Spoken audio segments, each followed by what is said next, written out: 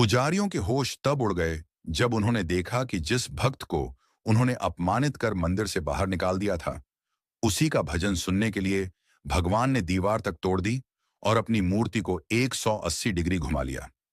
यह कथा है 16वीं सदी के महान कृष्ण भक्त कनक दास की। उनका जन्म कर्नाटक के एक अत्यंत गरीब चरवाहे परिवार में हुआ हुआ था। बचपन से ही उनके हृदय में श्री कृष्ण के प्रति ऐसी गहरी भक्ति थी कि भेड़ें चराते समय भी उनके होंठों पर केवल कृष्ण नाम ही रहता था। एक दिन कनक दास को झांत हुआ कि उडुपी के श्री कृष्ण मठ में भगवान की एक अद्भुत मूर्ति है, जिसे स्वयं आचार्य माधवाचार्य ने स्थापित किया था।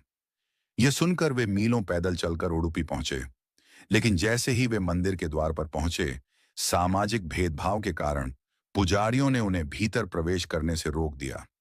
कनक दास का मन आहत हुआ, पर उनकी भक्ति डगमगाई नहीं।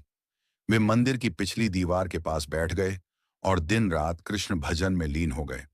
और फिर एक रात ऐसा चमत्कार हुआ जिसकी किसी ने कल्पना भी नहीं की थी।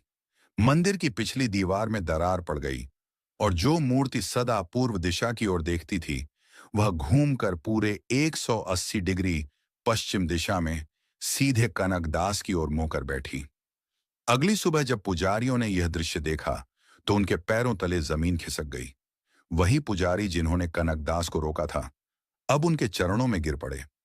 आज भी उडुपी में भगवान श्री कृष्ण की मूर्ति पश्चिम दिशा की ओर देखती है, उसी टूटी दीवार की ओर। उस दरार को कणाकणा किंडी कहा जाता है, जहां से भगवान ने अपने सच्चे भक्त को दर्शन दिए थे। इतना ही नहीं, यहां भगवान को विशेष रूप से उड़द दाल का वड़ा अर्पित किया जाता है।